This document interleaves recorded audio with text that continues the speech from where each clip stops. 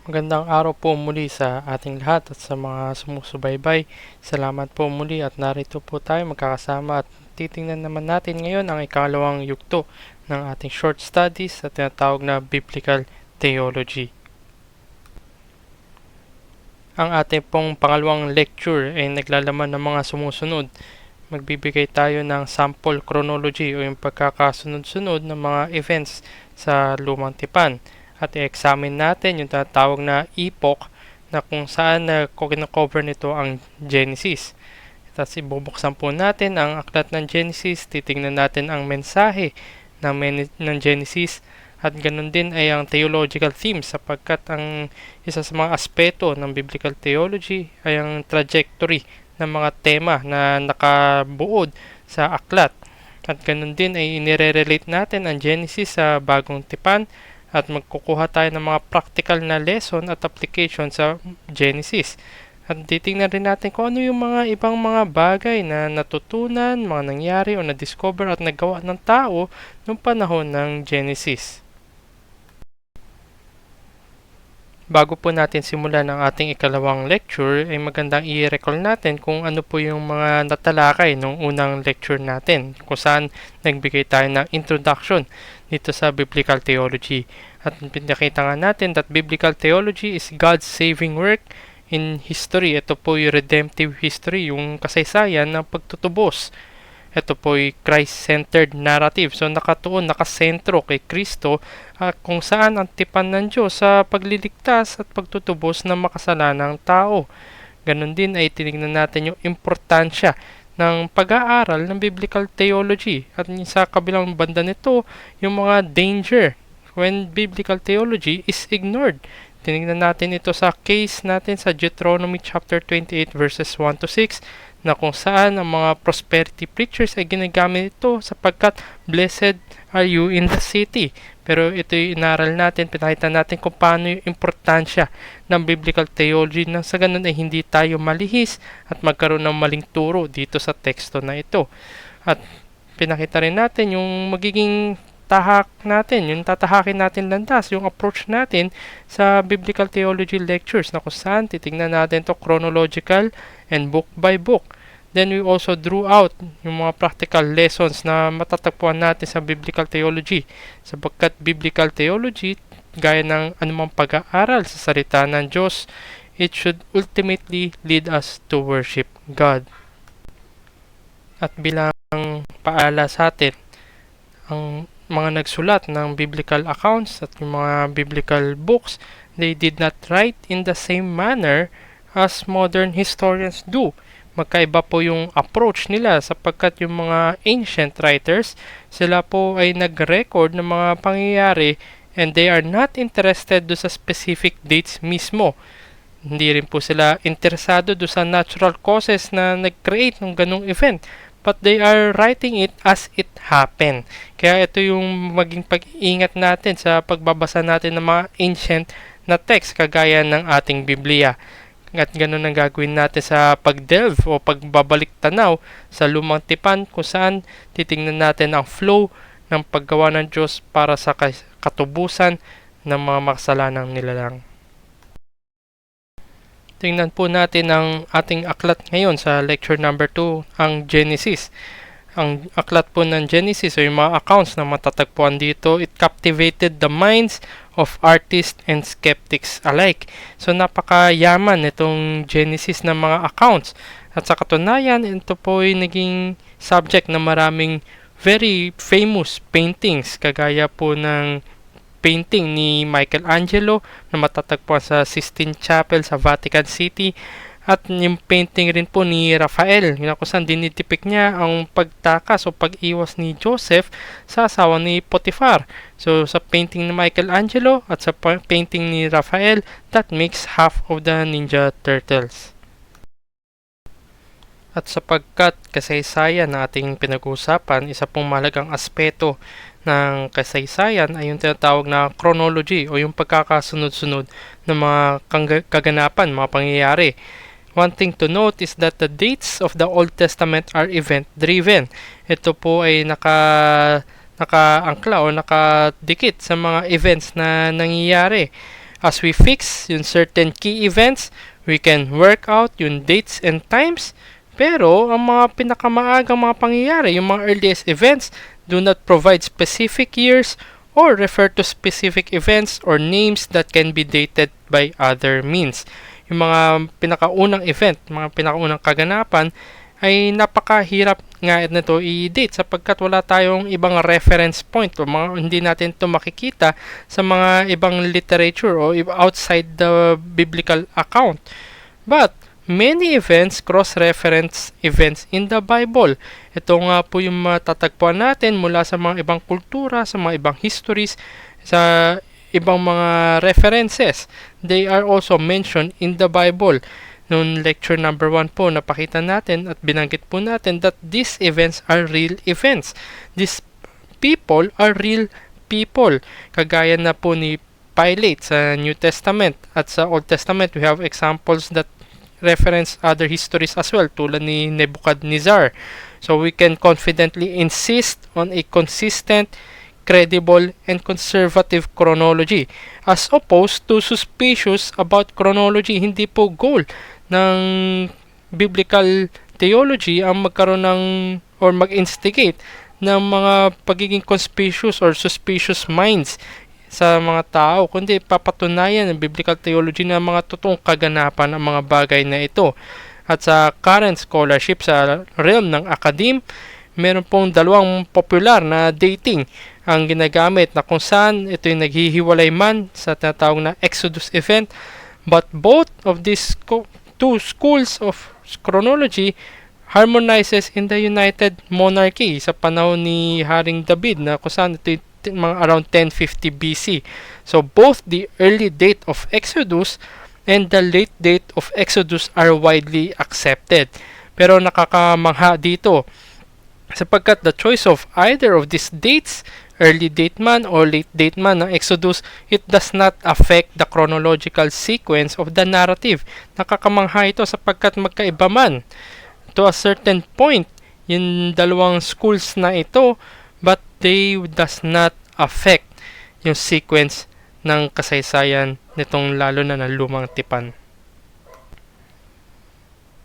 At sa ating lecture, gagamitin ko po itong tinatawag na early date of Exodus, yung early dating nitong Exodus, na kung saan ay ang key verse na gagamitin natin o reference point natin ay ang 1 Kings chapter 6 verse 1, and it reads, "In the 480th year after the people of Israel came out of the land of Egypt, in the 4th year of Solomon's reign over Israel, in the Mount of Ziv, which is the 2nd month, he began to build the house of the Lord." Ito po yung nabanggit sa 1 Kings chapter 6 verse 1.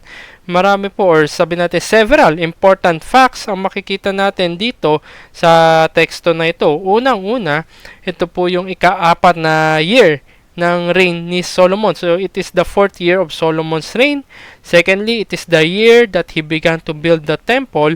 And third, it has been 480 years since the Exodus. Ito po yung ating gagawing reference point. Itong 1 Kings chapter 6 verse 1.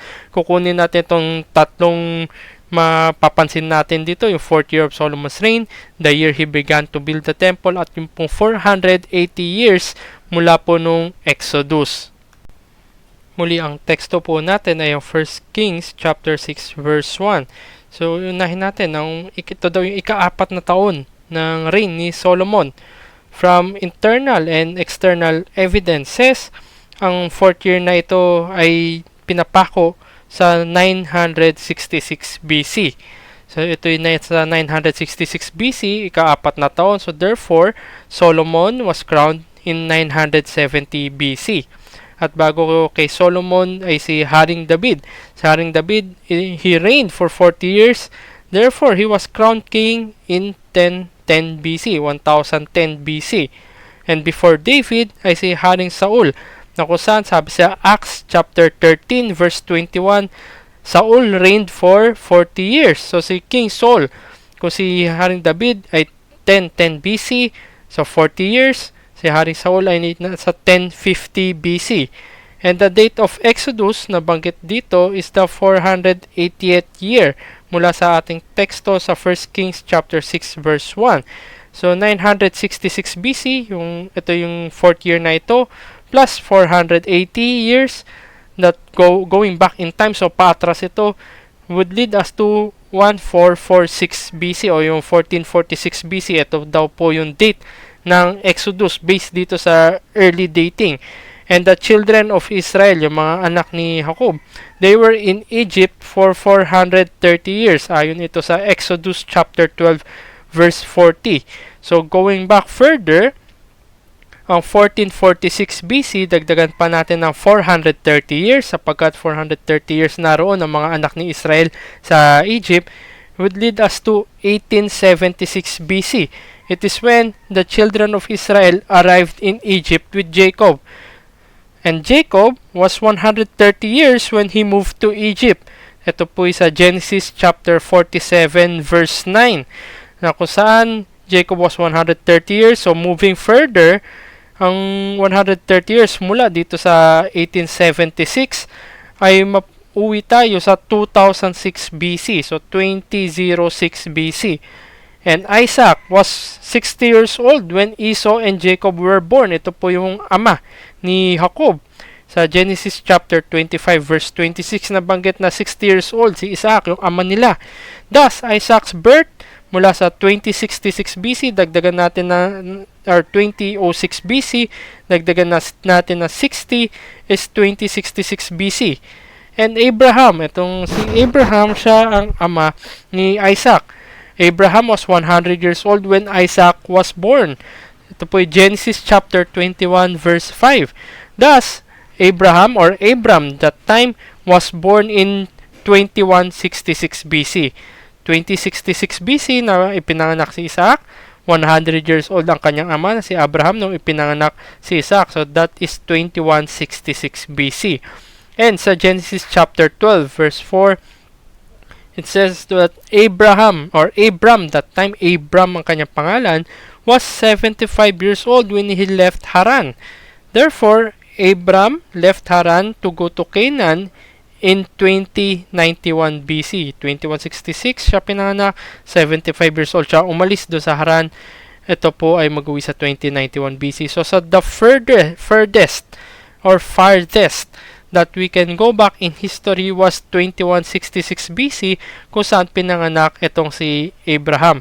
At ang pinaka-traceable nga po natin ay ang Genesis chapter 12. Sapagkat ang Genesis chapters 1 to 11, it is extremely hard to date. So nag-fix po tayo sa 1 Kings chapter 6 verse 1. Kinuha natin yung mga katotohanan na nakasaad dun sa teksto na yon, and we used it to go back in time.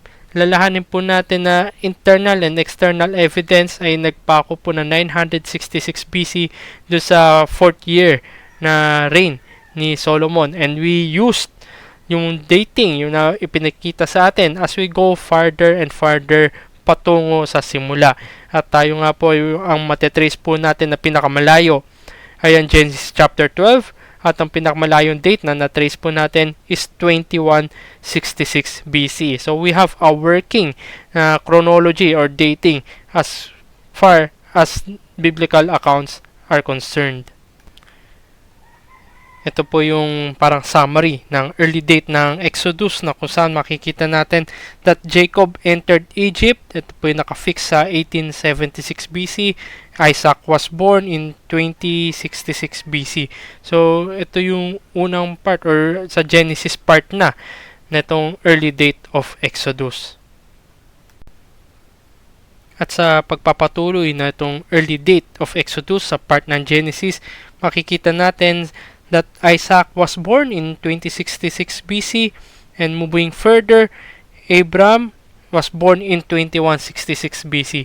So ito po yung pinakamalayo, farthest na taon, year na matetrace natin, at ito rin po ay matatagpuan o yung farthest na account sa Genesis ay ang Genesis chapter 12.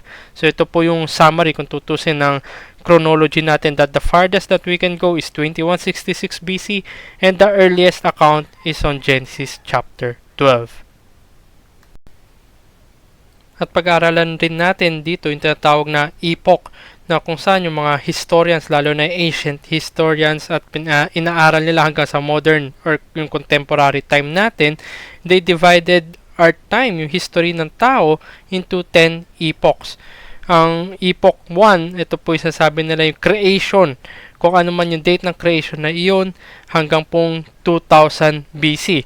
So epoch 1 is from creation to 2000 BC. Sa atin po bilang mga mananampalataya at nag-aaral ng Biblia, ito naman ang tinatawag natin na prehistory and before the patriarchs. So, unang makikita natin that the Bible begins its history with the accounts of creation of humankind's earliest ancestors and history. Dito po nagsisimula yung Biblia, lalo-lalo na Genesis, sa account ng creation at yung unang mga magulang ng lahat ng tao. At makita rin natin sa even do sa mga archaeologists and historians, they said or they discovered that the advent of writing, yung pagsusulat, it began around 3000 BC. It marks the start of the historical era as humans began in preserving information concerning their economies, their laws, and most importantly, their religion. In the year 3000 BC, more or less, dyan daw po nagsimula yung writing. Ito po yung mga earliest na natagpo ng mga artifacts, ng mga papers na may mga nakasulat, writings. Ito yung mga nakuha from archaeology. And secondly, biblical and secular historians agree that human civilization began in the ancient Near East. Doon po nagsimula daw yung human civilization. And the earliest large communities developed are in Mesopotamia. Ito po yung modern Iraq and Iran. And in Egypt. So dito po sa dalawang large communities na ito na nagsimula yung human civilization. So Palestine, ito po yung lugar na kusan yung biblical Israel is found. It lies along the best road between Mesopotamia and Egypt.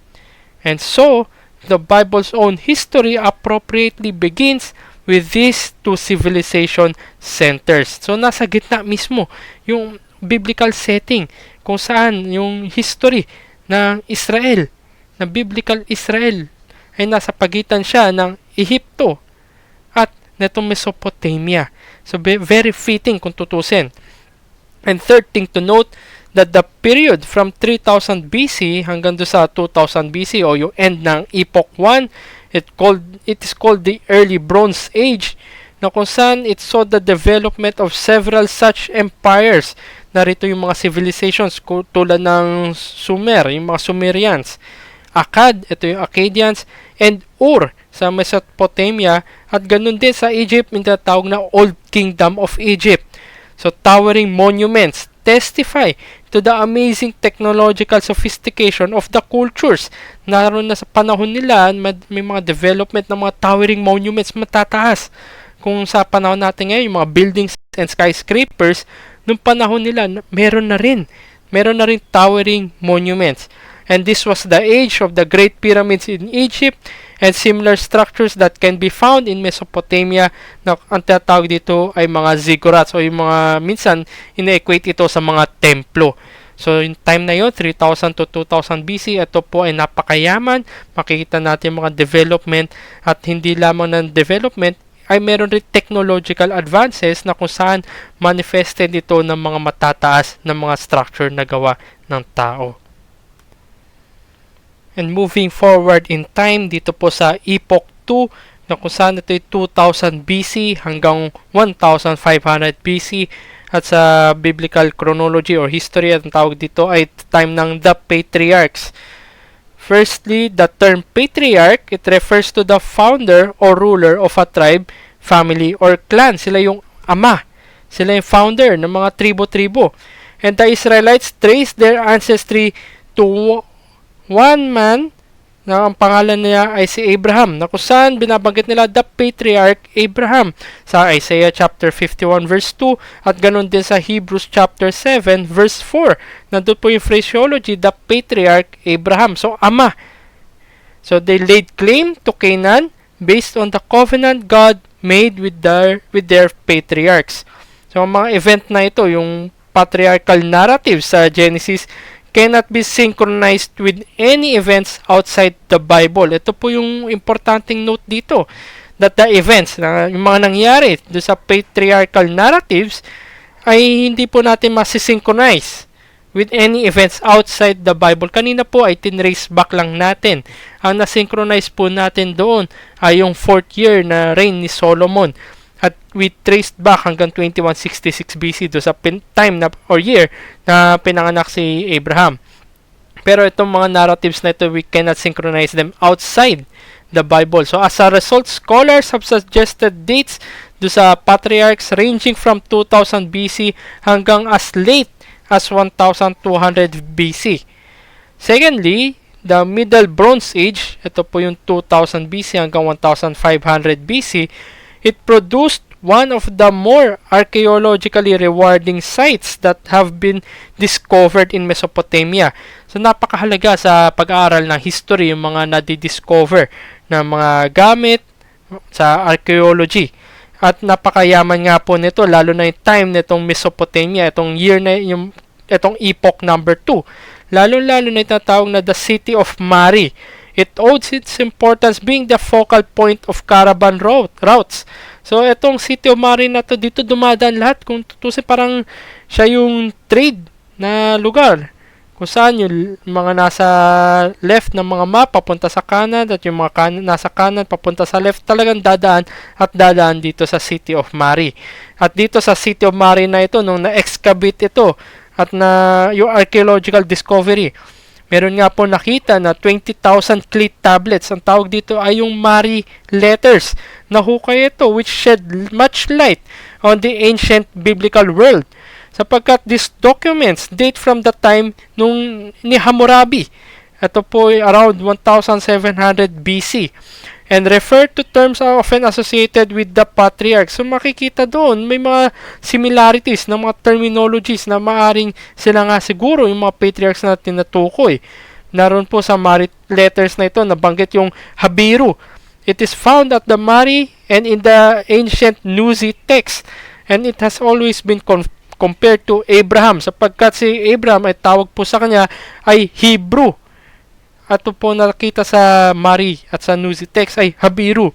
So meron pong close similarity yung Habiru at yung Hebrew.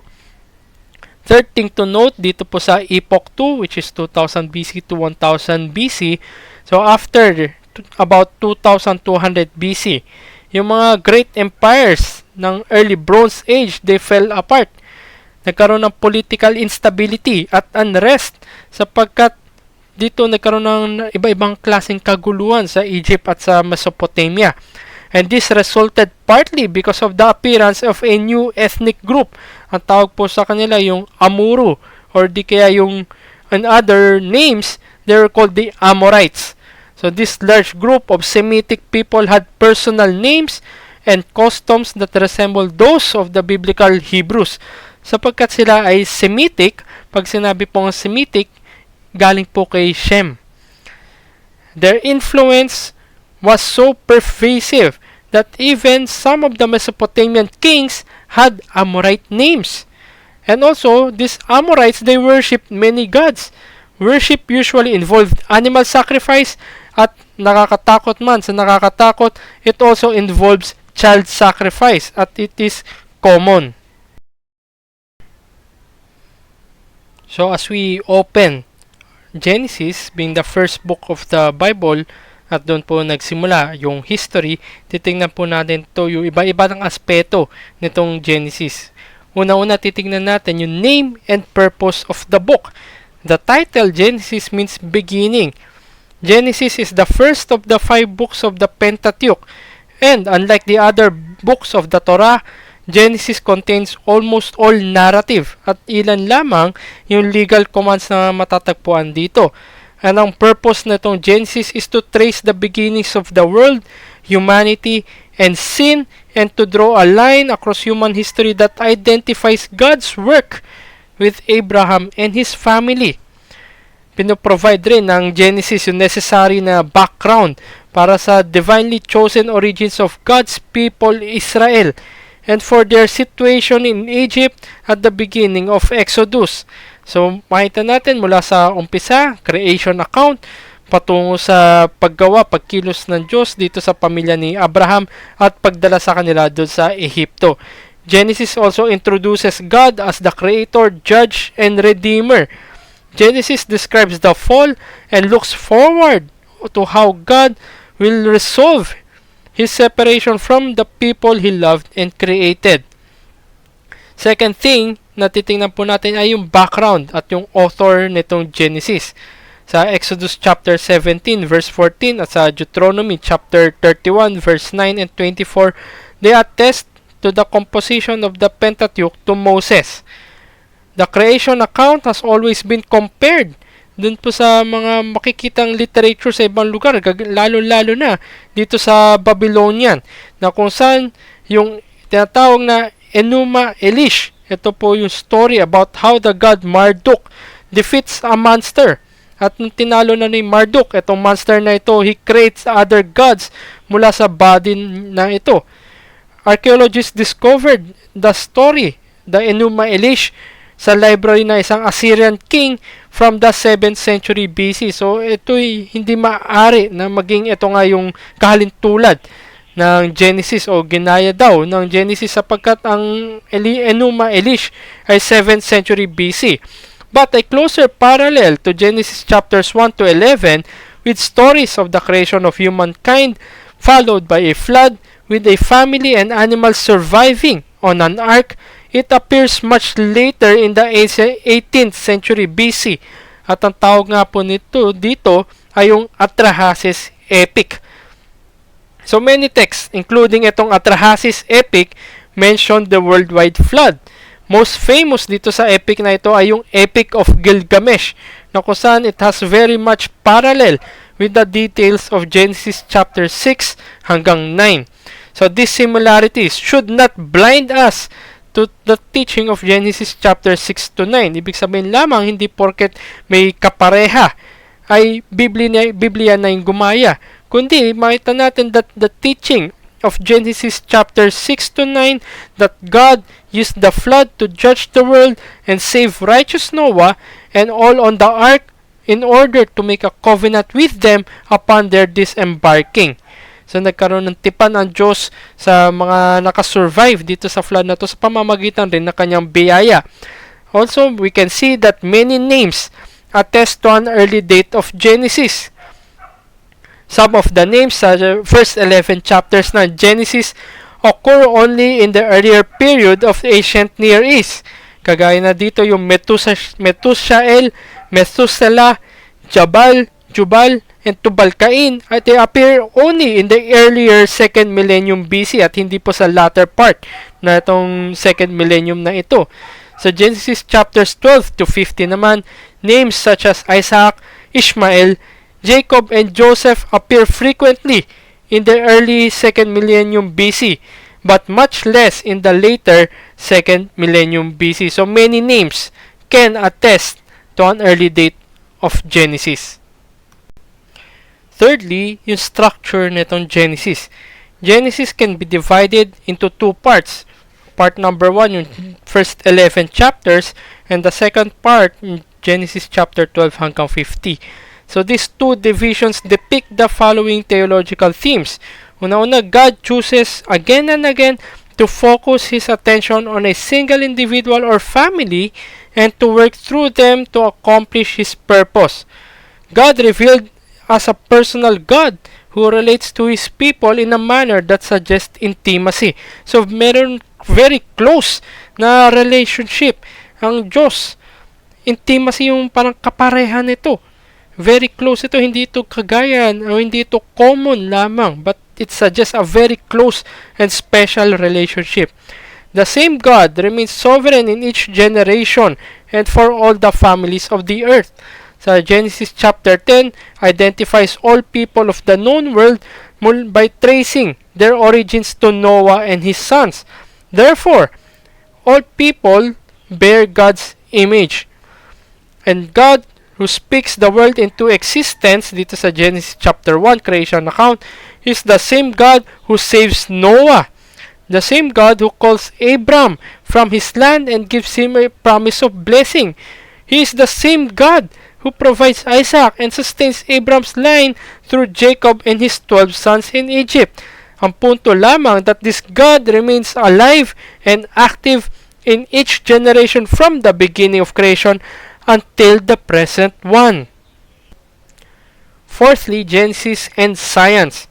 The contemporary reader of Genesis should strive to read the text as it was originally intended to be read by the ancient reader. Muli, reminder lamang po, iba po yung way, pamamaraan, methodology ng contemporary writers ng history as compared sa ancient writers of history. At ganun din yung mga readers, contemporary readers of historical events. Iba rin yung ating methodology, iba rin yung ating standard as compared do sa ancient readers.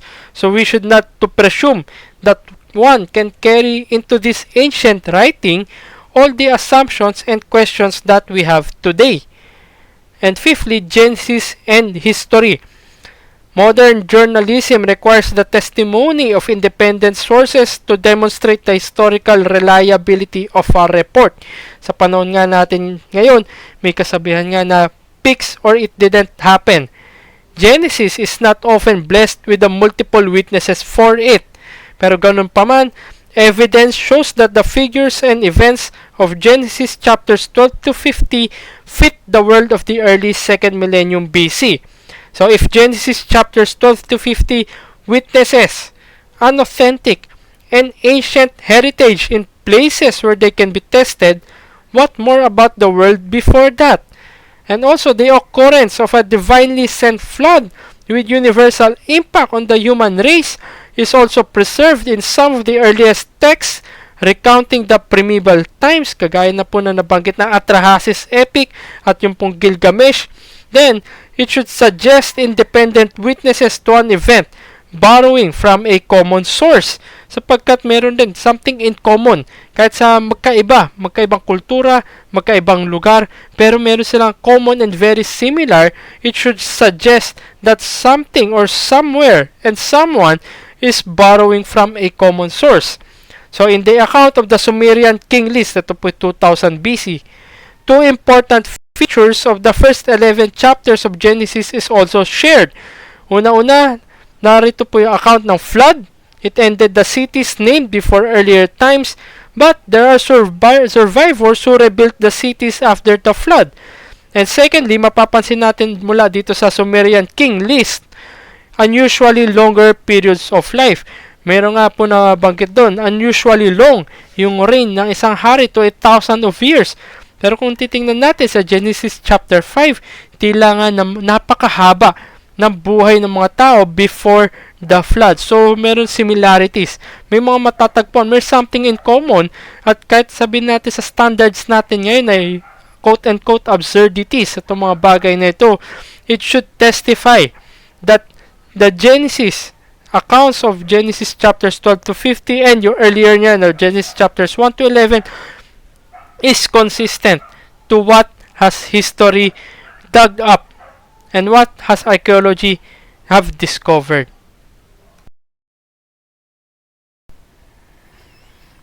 So ano nga ba ang mensahe ng Genesis?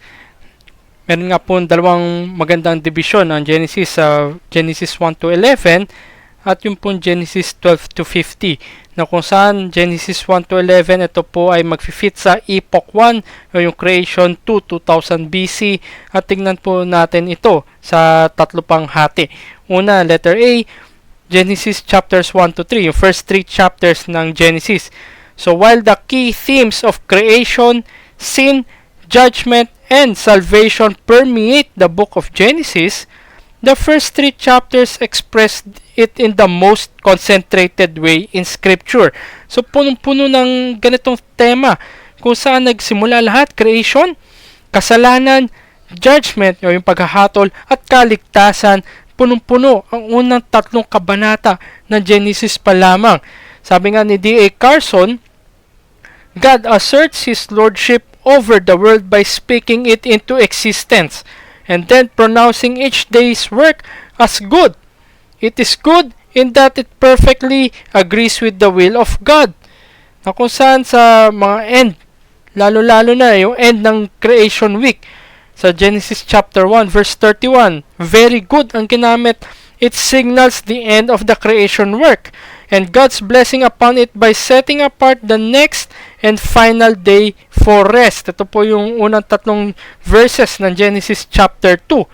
So end of each chapter, the end of chapter 2 shows God's design in terms of the harmony and relationships among God, His creation, Adam and Eve, na kung saan yung huling part nitong Genesis chapter 2, yung unang kasal kaya naroon si Adam and Eve.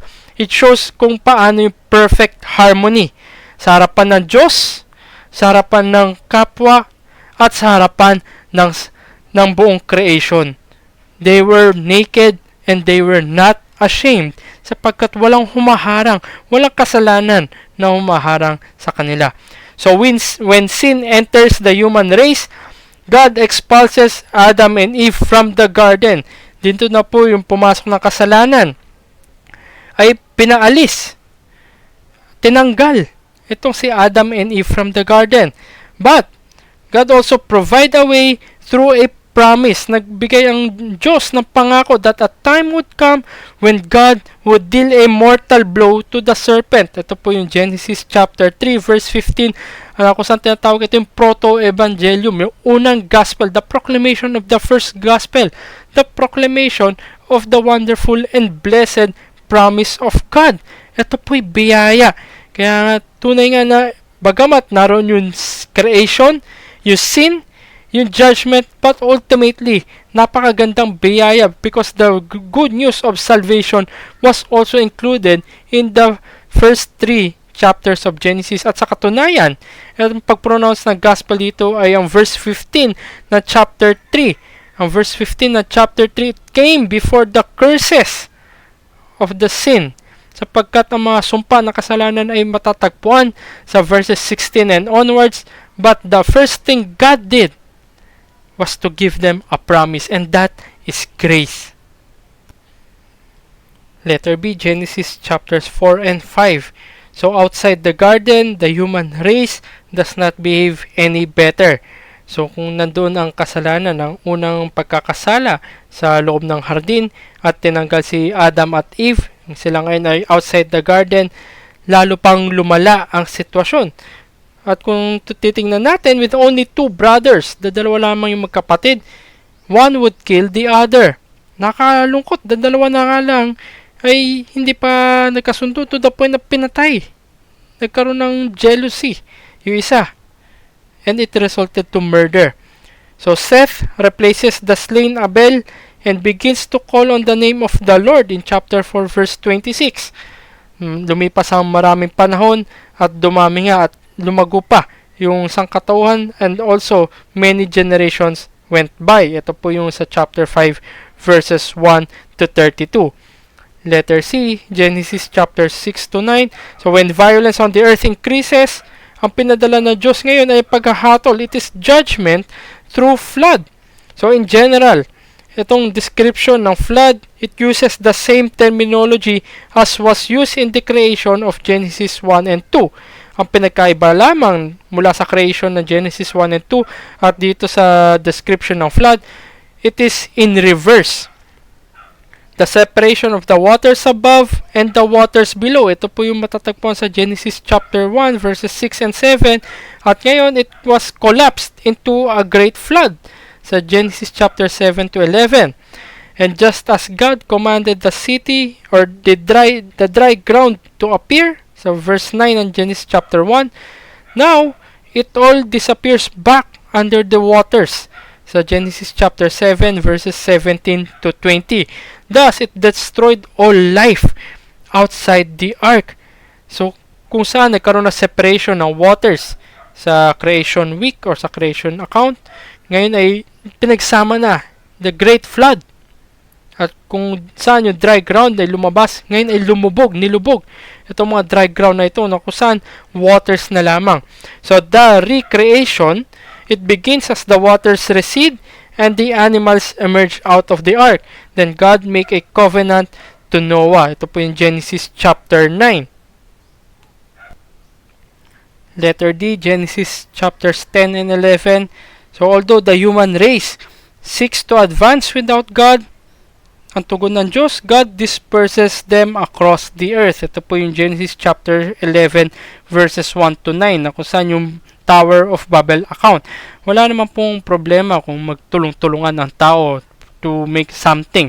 Ang problema nga lang, they are making something against God, boasting in their works, in their intellect, and in their strength. Ito po yung naging problem sa Tower of Babel. And also, vina-violate po nila yung utos ng Diyos na sila'y kumalat and multiply, to go to the ends of the earth and multiply. Pero ang ginawa nila, they stuck together to build a city and to build a tower. So lahat dito ay rebellion sa harapan ng Diyos. So as we go further dito po sa second division ng Genesis, yung verses or chapters 12 to 50, ito po ngayon ay tumatawid na sa epoch number 2, kung saan ito ay 2000 BC hanggang 1500 BC. Hatiin rin po natin ito sa tatlong divisions. Una-una, letter A, Genesis chapters 12 hanggang 23, wherein we can see that God calls one man, Abram, to come away from his home and move to a land that God will show him. So in so doing, God promises land, seed, and blessing to Abram and his offspring. Ito po yung tipan ng Diyos kay Abram sa Genesis chapter 12.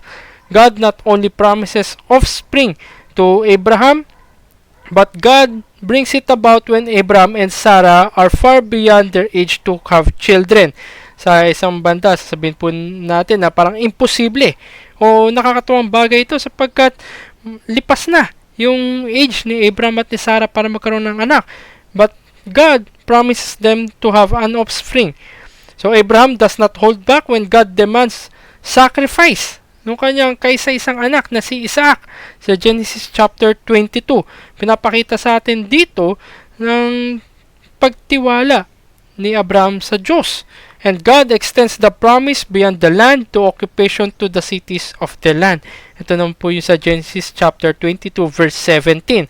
The point is that God has Abraham has trusted God and knows God to be righteous and just. Tuwid ang Diyos at siya ang makapangyarihan sa lahat, and that Abraham trusted God even more. Letter B, Genesis chapters 24 to 37. Isaac also receives the promise from God, and God exercises his sovereignty in granting to Isaac's son Jacob the birthright. Kahit hindi ito yung kultura o yung custom na nakasanayan. Esau is the firstborn, but God favors Jacob. So bagamat si Esau yung panganay, itong birthright na ito ay binigay kay Jacob. Thus, Jacob was blessed. Ito po yung sa Genesis chapter 28, verses 13 and 15. So, moving forward, si Laban, he tricks Jacob to profit from him. Nevertheless, God blesses Jacob at every step so that Jacob gains much wealth and large family. And God protected Jacob from the anger of both Laban and Esau. So God confirms Jacob's blessings by changing his name to Israel. Ito po sa Genesis chapter 32 verse 28. And in his later life, Jacob's son would trick him. Ironic ito sapagkat si Jacob, tinrick niya si Esau. Si Laban ay tinatry i-trick si Jacob. And later in his life, yung mga anak mismo ni Jacob tricked him sa Genesis chapter 37. As they sell their brother into slavery and return home to tell their father that a wild animal killed him. Letter C, Genesis chapters 38 hanggang 50. So Joseph, ito po yung anak ni Jacob. Joseph ends up in Egypt, where he continues to trust God and to behave virtuously. Ito ay malaking contrast kumpara sa kanyang mga kapatid do sa kanilang lugar, sa kanilang tahanan. But God blesses and preserves Joseph, leading to Joseph's promotion to the second highest position in Egypt. Ito po yung Genesis chapter 41. So Joseph actually implements a program to save Egypt from an upcoming famine. And this famine affects Canaan. And eventually, Joseph's family comes to Egypt for food. He later reveals himself to his brothers and delivers his family from the famine. God enables Joseph to provide grain for all of Canaan and Egypt, thereby preserving alive both the Egyptians who would later enslave them and the Canaanites who would later lead Israel away from God. So, nakakamangha lamang rin sapagkat nandoon makikita natin yung katapatan ng Diyos, biyaya ng Diyos kahit sa mga tao na galit sa Kanya, na sa mga tao na maglilihis at gagawa ng masama sa mga taong mahal ng Diyos. Nakita natin sa example na pinrovide ni God sa pamamagitan ni Joseph, pinreserve ang mga Egyptians at ganoon rin ang mga Canaanites. And the point is that Jacob recognizes all of this. While his brothers meant to harm him, God worked it out for the good of Joseph and for the saving of many lives. Ito nga po yung sa Genesis chapter 50, verses 19 to 20. And God took His promise to Abraham to bless the nations of the world through him. Ito po yung promise ng Diyos mula kay Abraham. At ngayon ay nakita natin na nagkasakatuparan sa isang banda, sa isang aspeto, sa pagliligtas at pagbibigay ng blessing hindi lamang kay Israel, hindi lamang sa buong angkan ni Abraham, kundi pati sa Egypt at sa Canaanite. So Jacob grows old, but pronounces blessings on Joseph's two sons, kay Manasseh at kay Ephraim, sa Genesis chapter 48. As well as on his own 11 other sons, sa Genesis chapter 49. So Joseph's family prospers in Egypt, but he reminds them that God would one day take them out of the land. So in a nutshell, ito po yung naging kwento ng Genesis from chapter 1 to chapter 50. Creation, prehistory, tapos sa patriarchs, at lumago ang angkan ng Israel. Sila ay naging blessing sa pamamagitan ni Joseph, preserving both the Egyptians, the Israelites, and the Canaanites. At ngayon sila ay nasa Egypt. Ito po yung ending scenario ng Genesis. Now, tingnan po naman natin ang ilang theological themes dito sa Genesis. Napakadami ng theological theme dito, pero sa ating lecture ay pumili lamang po ng tatlo. Firstly, the image of God. Second, the spread of sin.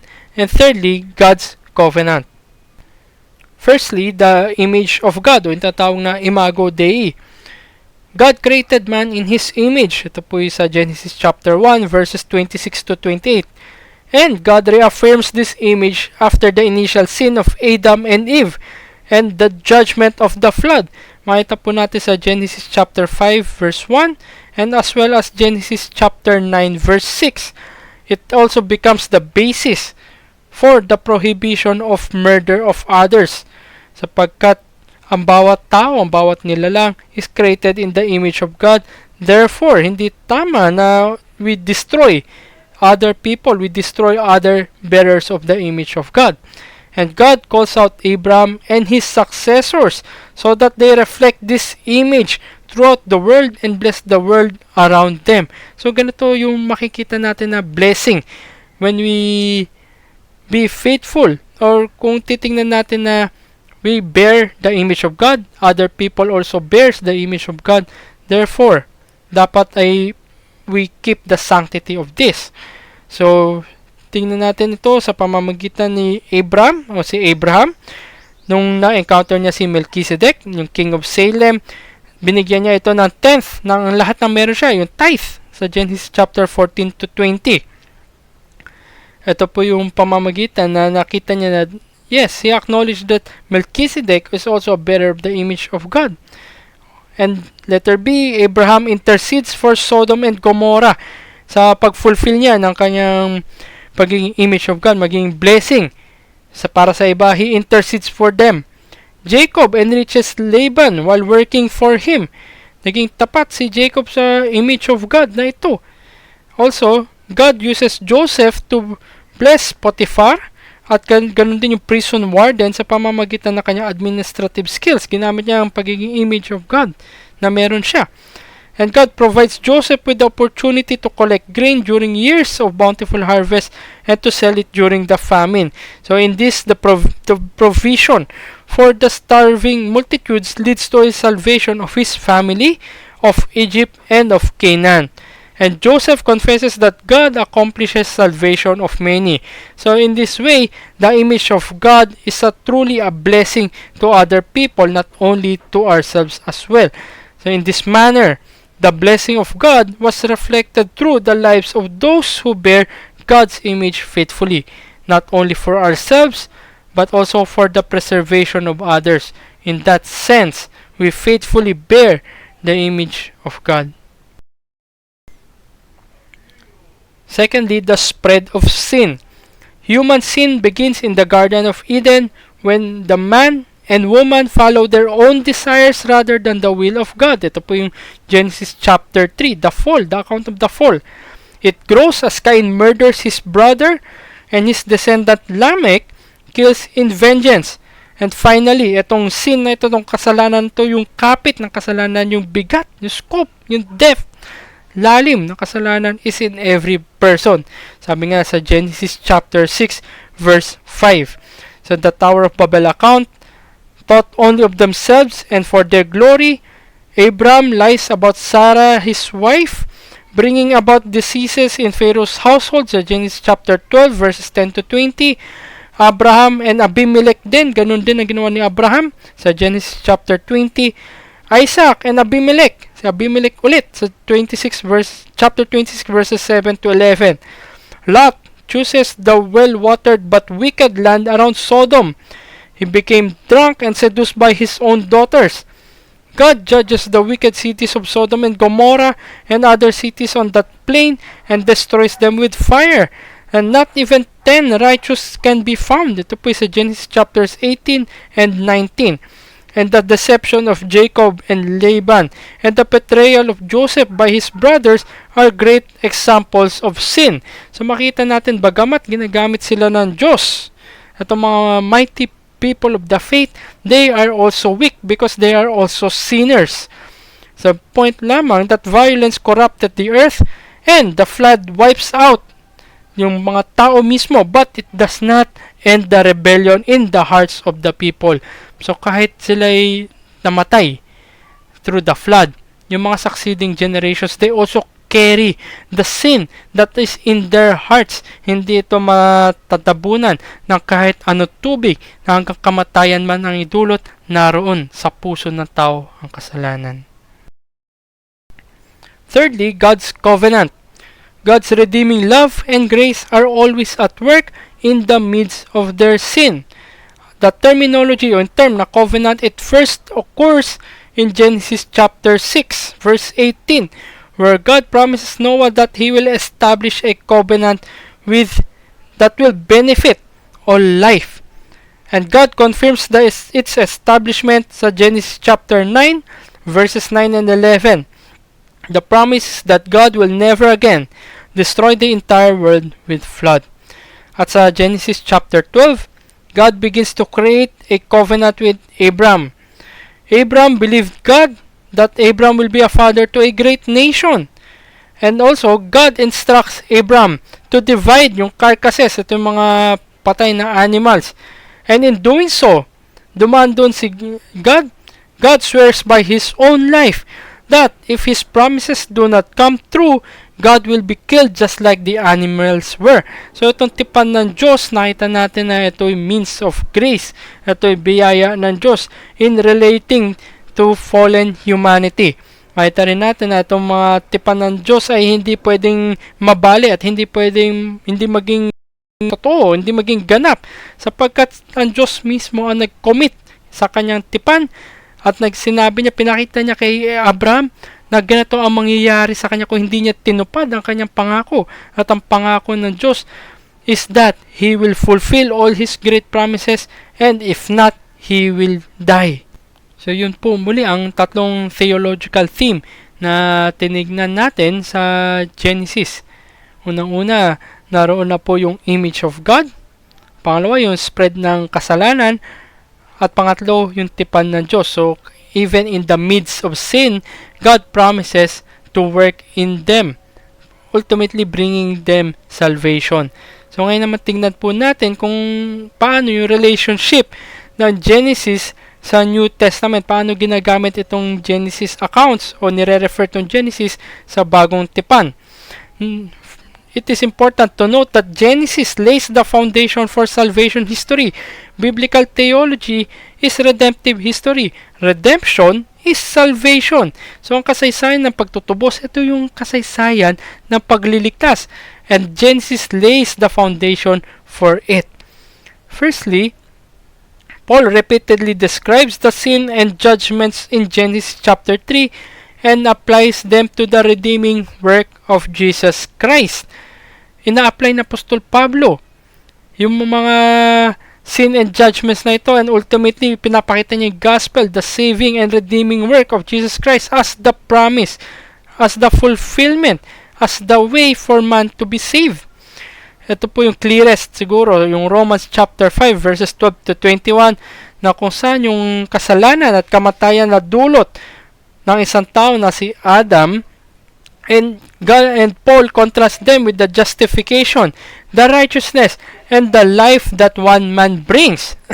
Sabi nga that just as Jesus Christ, as the second Adam, he succeeds where the first Adam failed. So dito pinapahayag na ang kasalanan ni Adam, na kung saan nagdulot ito sa lahat ng kanyang lahi, sa lahat ng buong humanity, sa lahat ng nabuhay dito sa mundo, dahil sa pamamagitan ng kasalanan ni Adam, ay nagkaroon tuloy tayo ng disposisyon na malayo sa Diyos. But through the redeeming work of Jesus Christ, being the second Adam, yung kanyang righteous life at yung kanyang sacrifice para sa at ang kanyang kamatayan, yung buhay at kamatayan ni Jesucristo, ang siyang nagbigay ng daan para maging matuwid, madeklarang matuwid ang isang makasalanan. Secondly, the name Melchizedek. Ito po yung nasa Genesis chapter 14 verses 18 to 20. Siya po yung priest king of Salem who blesses Abraham and receive tithe. This account forms the background for designating the Messianic king. Sa Psalms 110, ito po yung Messianic king. Ito po yung background as one who is also a priest. So a king but also a priest, and yung phraseology in the order of Melchizedek.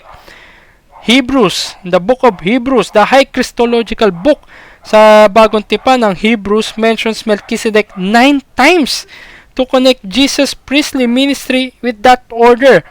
Sa Hebrews chapter 5 verses 6 and 10, chapter 6 verse 20, chapter 7 verses 1, 10, 11, 15, and 17.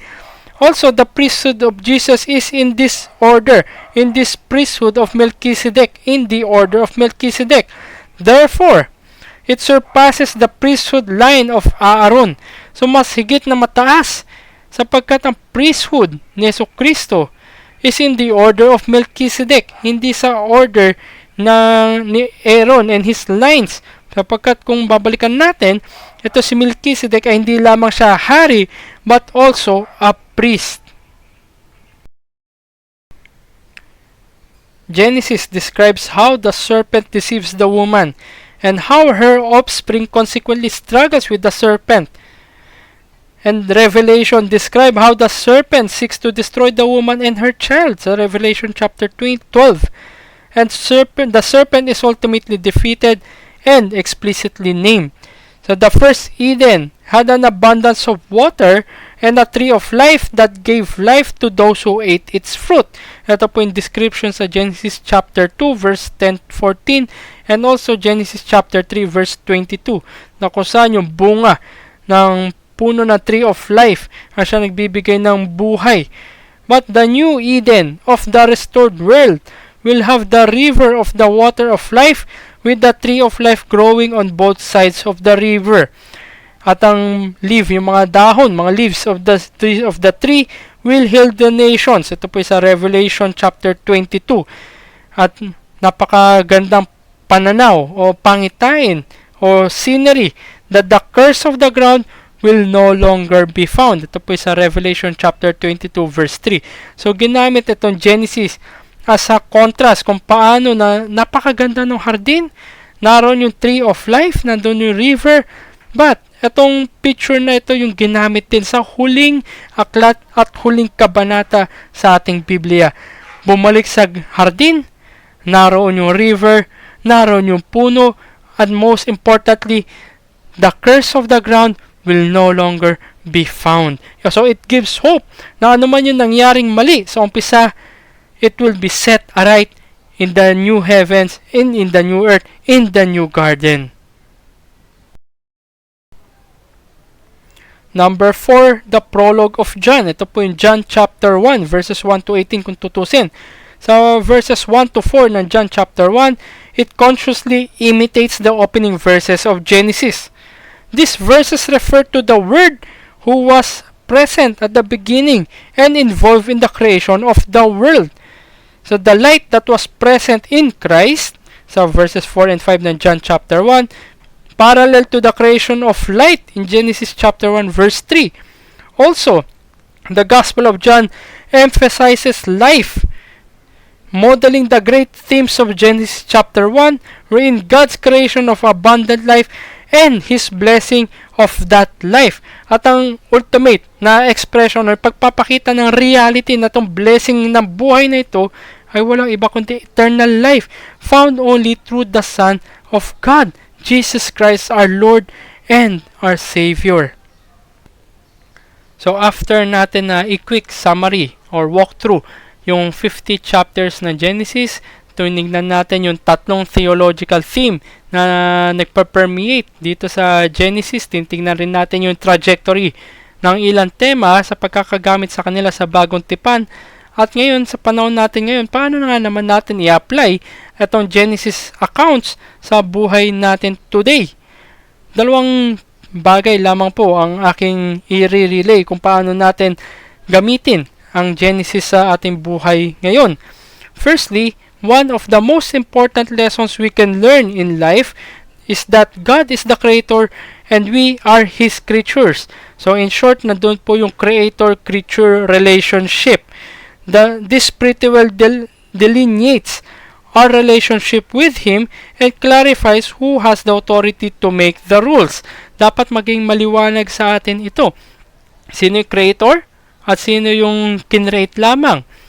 Dapat maging malinaw na hindi tayo yung creator, tayo ay creatures lamang.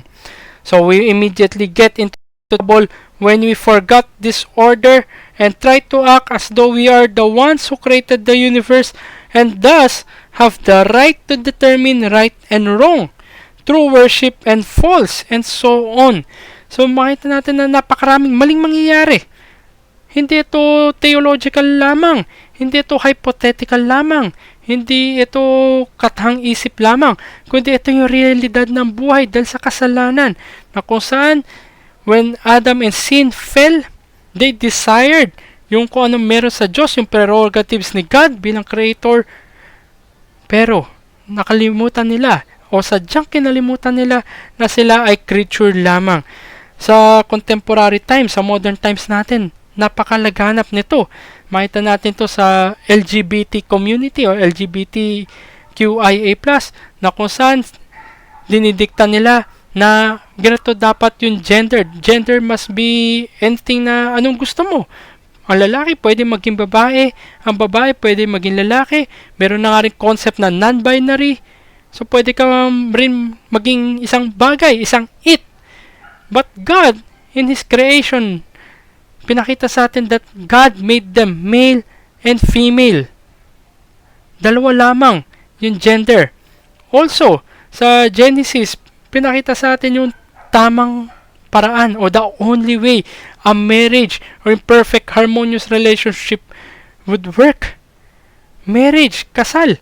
So when us, being people, being creatures, kinuha natin yung prerogative ni God to make the rules. Inisip natin na tayong creator, tayo na ngayon ang gagawa ng rules. Kung kaya't ang kasal ay maaari na sa pagitan ng lalaki at lalaki, babae at babae, lalaki sa maraming partners.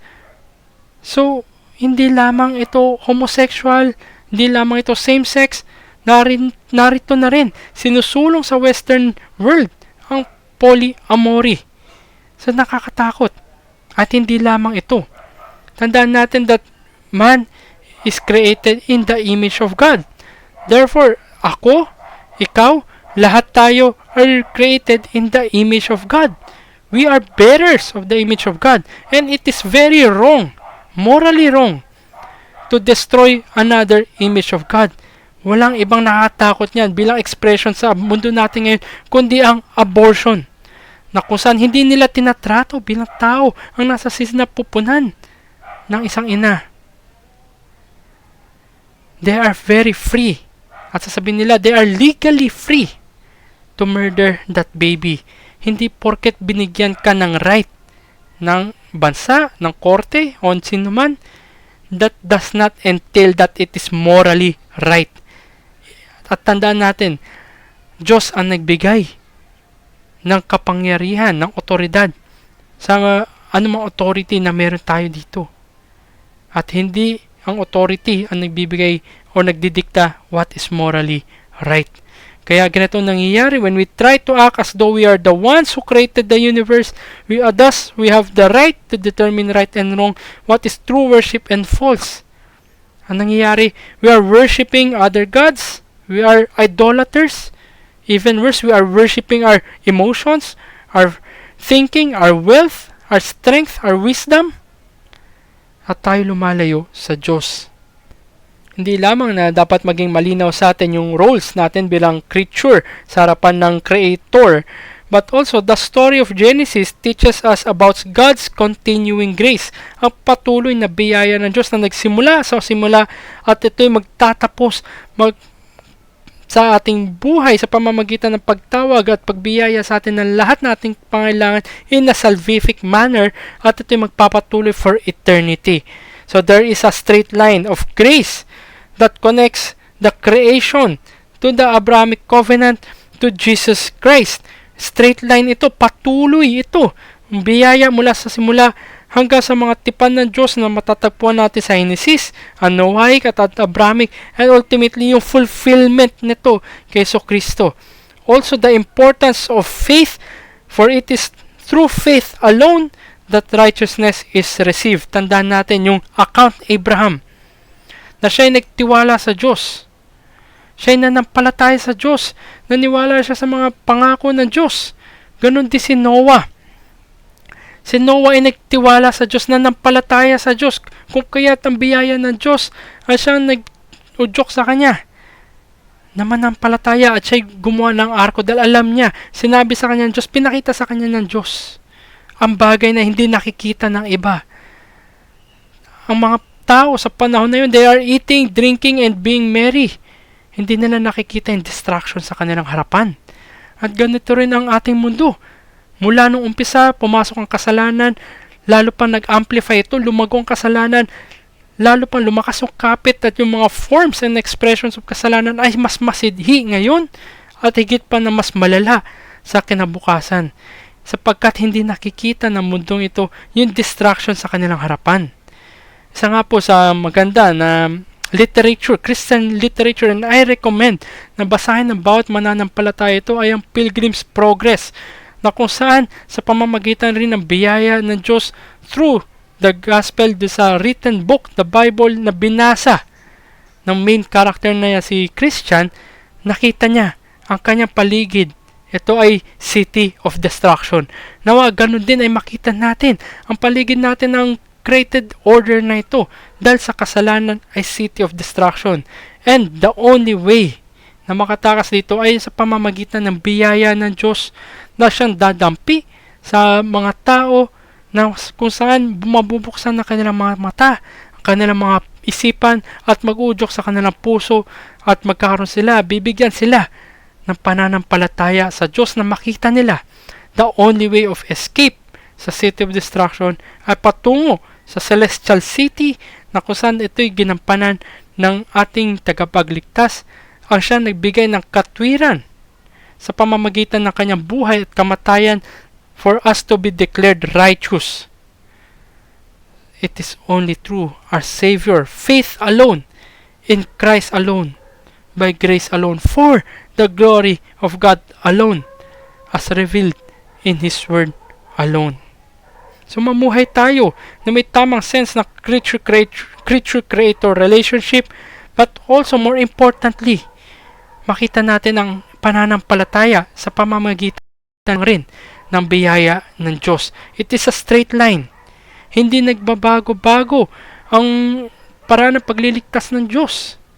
It is a straight line na kanyang sinimulang pangako sa Proto-Evangelium, Genesis chapter 3 verse 15, nagkaroon ng sa katuparan kay Jesucristo, at tayo ngayon looking back, hinahawakan natin, tayo kumakapit sa mga pangako ng Diyos sa pamamagitan rin ng biyaya ng Diyos na dumampi sa atin. Kaya nawa ay maging malinaw sa atin ito, mapamuhay natin ang Genesis sa buhay natin ngayon, at lalo na sapagkat pag lumayo tayo dito, tayo mauwi lamang sa kapahamakan. Titingnan rin natin kung ano ba yung mga iba pang kaganapan outside do sa biblical accounts sa panahon ng Genesis. Una-una noon pong 3200 BC, or they dated this at 3200 BC, ay ang papyrus ginamit sa Egypt. Papyrus, ito po yung parang mga papel na kung saan doon nga po sinusulat gaya ng do sa bandang umpisa ng ating lecture, ay ginamit ito yung advent of writing, na kung saan ni-record doon yung economies, the laws, and the religion of people. Dito sa papyrus, ganun din ang nakasaad, the economies, the laws, and the religion. So in this case, or in this context, yung religion, laws, and economy ng Egypt. So hindi lamang ito yung nakasulat mga letters or writings, but also it depicts art, stories, and events. Secondly, nung around 2200 BC hanggang 2100 BC, doon po yung the pyramids of Egypt. Ito po yung Great Pyramid of Giza na tinayo ni Cheops. Ito po ay isang sa mga 7 wonders ng ancient world. Ito rin po ay papareha dun sa nabanggit natin kanina na technological advances, and also yung sophisticated na towers, mga matataas na towers na matatagpuan o sinimulang gawin noong time na ito. At nabanggit nga po doon na ang mga pyramids, Great Pyramids of Egypt, and also yung mga ziggurat sa Mesopotamia. So itong 2200 BC, around that time ay naroon na po yung pyramid, yung Great Pyramid of Giza.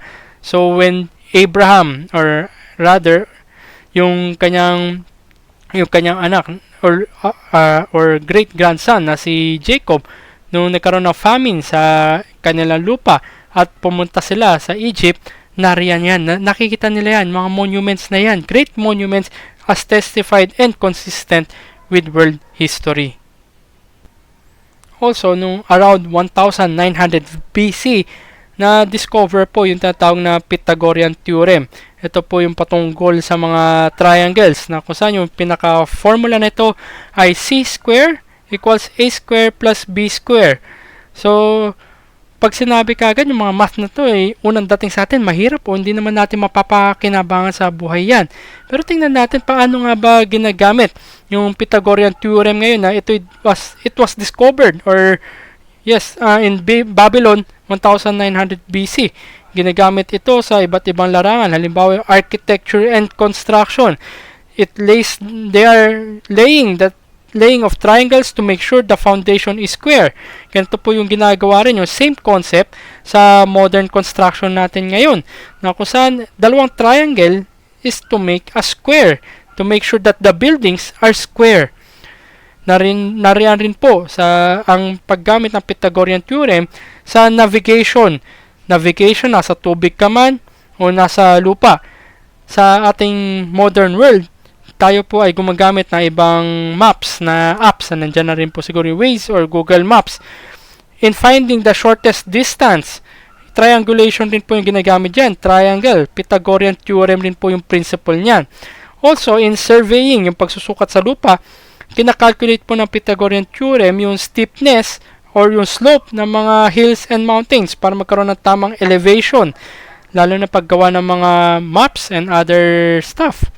And also, yung cellular triangulation na tinatawag, na kung saan ito yung mobile phone tracking by forming triangles from two known points. Halimbawa, hanapin natin kung nasaan ba yung phone natin, bakit hindi mahanap. So, gagamit tayo ng triangulation na kung saan matatagpuan yung last known na lugar ng iyong cellphone. So, by a manner of conclusion sa ating lecture number 2, nakita natin yung napakayaman na kasaysayan ng pagsisimula, ng pagpasok ng kasalanan, ng kahatulan at kaligtasan. Nakita natin yung paggawa ng Diyos wonderfully, graciously, and mercifully sa atin mga bilang mga makasalanan. So, sa way na maging take away natin para sa ating lecture number 2 ay mag-uwi tayo ng isang verse sa Genesis na kung saan ay magandang sariwain natin. At ang napili ko po ay ang Genesis chapter 17 verse 1, wherein it says, I am God Almighty, walk before me and be blameless. Nakasaad po dito sa Genesis chapter 17 verse 1, bagamat isang verse lamang ito, nakita natin yung rightful order na kung saan kung lumihis tayo sa creature-creator relationship ay mapapahamak tayo, mapupunta tayo further and further away from God and nearer to sin. Nabanggit ito, I am God Almighty. Pinapahayag kagad kung sino ang creator, kung sino ang lumikha sa atin at kung sino siya. He is God, the Almighty, the sovereign, the all-powerful God, our creator God. At ang kanyang command, walk before me and be blameless. Kung tutusin ang command na ito, yung verb na walk before me, ay pagpapakita ng pag-utos ng creator sa creature. Siya ang nagbibigay ng utos at tayo ay susunod lamang. Walk before me and be blameless. Magit tayong walang kasalanan sa kanyang harapan. At through biblical theology, sa pamamagitan ng biblical theology ay hindi tayo malilihis. Makikita natin ang epekto ng kasalanan at alam natin that we cannot walk before God. We cannot be blameless before Him. And thus, our God Almighty in His mercy and grace points us back to His promise of salvation.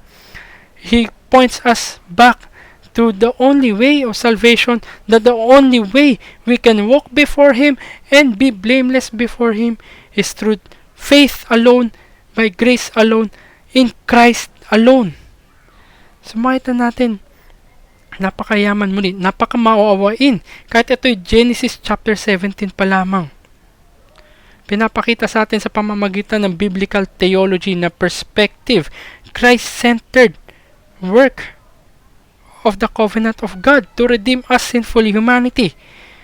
That while it is true we cannot walk before God and be blameless, but it is God also who is our Savior, who is the Judge, who is the Creator, who is the Redeemer. We are to walk before Him and be blameless before Him only through our God, our Lord and Savior, Jesus Christ. At sa paraan ng pamumuhay at pagkamatay at muling pagkabuhay ni Jesucristo at sa pananampalataya na siyang biyaya sa atin sa pagkilos ng banal na Espiritu sa kanyang mga anak. We can thus therefore walk before Him and blameless before Him and call to Him our God Almighty, and it leads us ultimately to worship our Creator God, which brings us from this tainted and fallen world to eternity in the new heaven, the new earth, into the new Eden with the life and grace of God forevermore. Kaya napakaganda kung i-apply natin yung tamang lente ng biblical theology, that even in as early as this text implies, as early as Genesis implies, through biblical theology, we can further appreciate the work of God in redeeming sinful humanity. Muli, salamat po sa pagsama sa akin sa lecture number 2 na ito sa ating short study on biblical theology. Nawa sana ay naging beneficial ito para sa ating lahat. and makita natin further appreciation ng pagkilos ng kaligtasan mula sa umpisa hanggang sa gitna at hanggang sa huli.